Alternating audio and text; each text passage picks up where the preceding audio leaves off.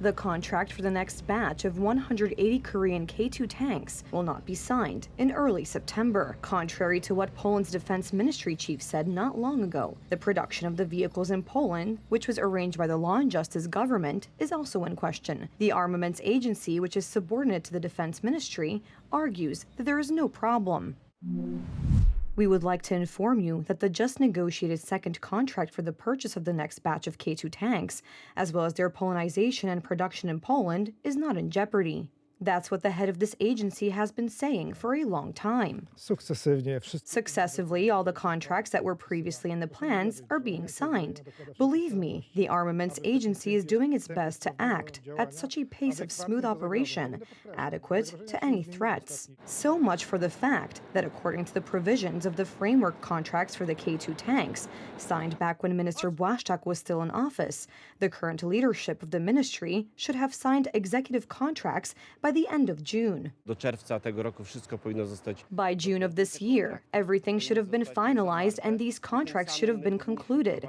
And thus, we should have been able to carry out this Polonization process, where we were supposed to ultimately create the K2PL tank from the K2 tank. According to the contracts signed by Law and Justice, a total of 1,000 of these vehicles were to come to Poland, 600 of which were to be built at the Military Automotive Works in Poznań. The current leadership of the Ministry of Defense is clearly struggling to move from the framework agreements that were signed in previous years to the executive agreements that stipulate deadlines for the financial terms of delivery and the degree of Polonization. Because in addition to the tanks produced in South Korea, Poland was supposed to buy their production line, along with the latest technologies needed to build them.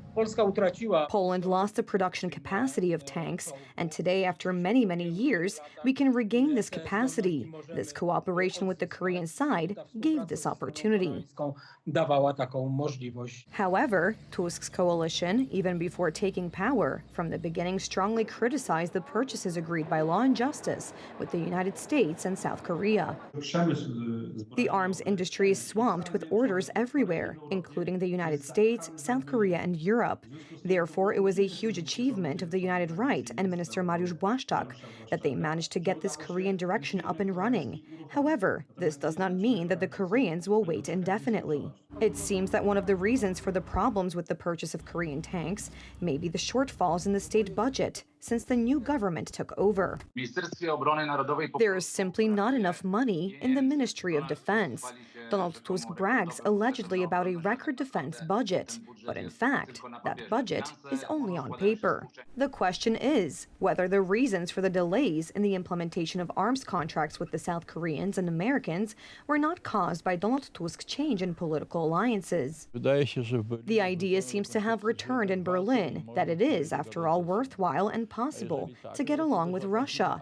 And if so, no strong army, especially a strong Polish army, is no longer necessary. According to Rzeczpospolita, the deadline for a deal for another 180 K2 tanks for Poland is the end of this year. Unofficially, however, it is said that the contract may not be signed.